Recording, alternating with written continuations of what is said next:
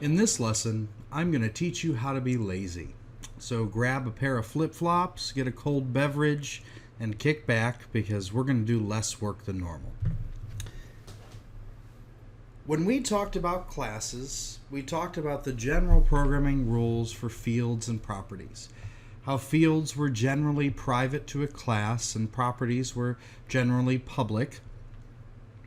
And you basically edited fields by editing them through properties when you wanted to access them outside of a class.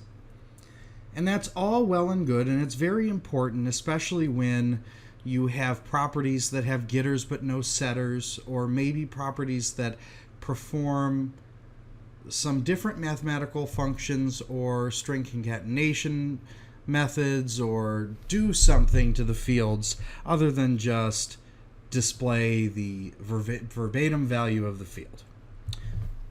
Let me show you this before we talk about pure laziness. So let's say I have a class dog, and we have fields, public string, I'm going to make this public class dog, public string name, and public int weight. And we have two properties. We have public string name, get return name. So that's our getter. And our setter is name equals value. Now, we all know everybody lies about their weight. So maybe we have another property, public int weight, and we will, our setter, we will set the value of weight to the value that's passed. But when we go to get it, let's say everybody lies. They say they're 10 pounds lighter than they actually are. We will return weight. Return weight plus 10. So in this property, we're doing something more than just returning the value. We're actually performing an operation on the value before we return it. That's a real reason why properties and custom getters and setters are important. Or maybe you don't want someone to set the value, so you don't have a setter in your property. So let's get rid of weight a second, and let's just focus on name. So here we have two things. We have a field called name with a lowercase n, and we have a property called name with an uppercase n.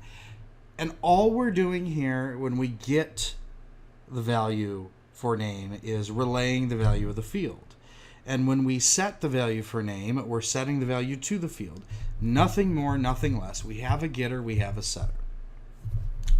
If we were to create an instance of dog in the main method, dog equals new dog, and my dog dot name equals Ernie, and here console dot write line my dog dot name. So we're running the getter and the setter here. So what are we doing? We're declaring a new instance of the dog class called myDog. We're setting myDog.name to Ernie, which then sets the value of the field name to Ernie.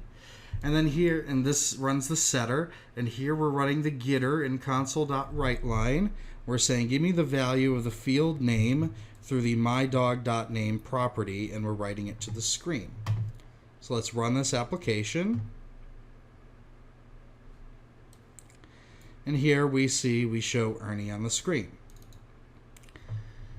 Well, if you have 50 properties and all they're doing is either getting the raw value for the field or setting a raw value to the field, it's kind of annoying to have to do all of this work 50 times. So in C#, the wonderful developers of the language created something called auto properties. So put your lazy hat on. If we're never going to do anything with the field, I remember I said in last class that you really shouldn't access the property within the class. There is an exception here.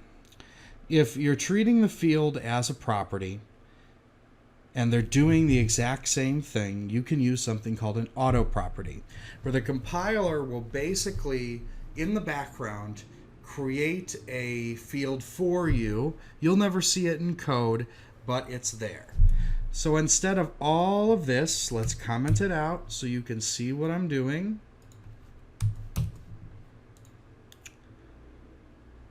We can replace this with public string name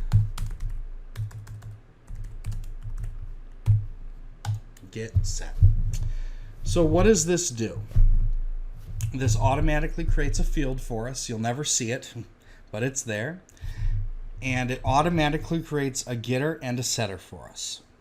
The compiler handles all of that in the background, and whether you're writing code inside of the class, so if you're in any member, a method, or another property, or you're outside of the class, you can reference this using just the property name, and the compiler will handle whether or not the assignment or the reference goes to the field or the property. And this is called an auto property. So all of this code, we can get rid of it. And you just have to create an auto property to handle something as simple as getting and setting a field like this. Now in C#6, you're allowed to do one more cool thing, and you can set a default value to the automatically generated field using this syntax.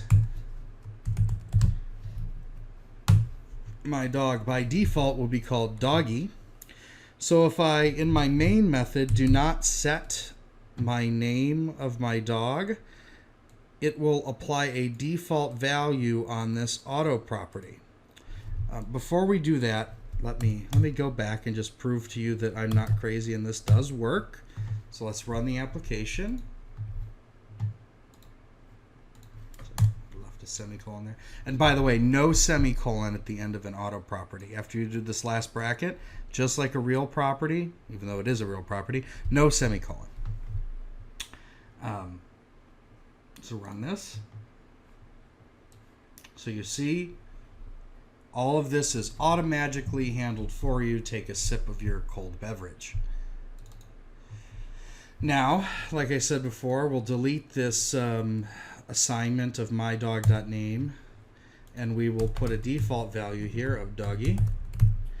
And here you need a semicolon because you're making an assignment.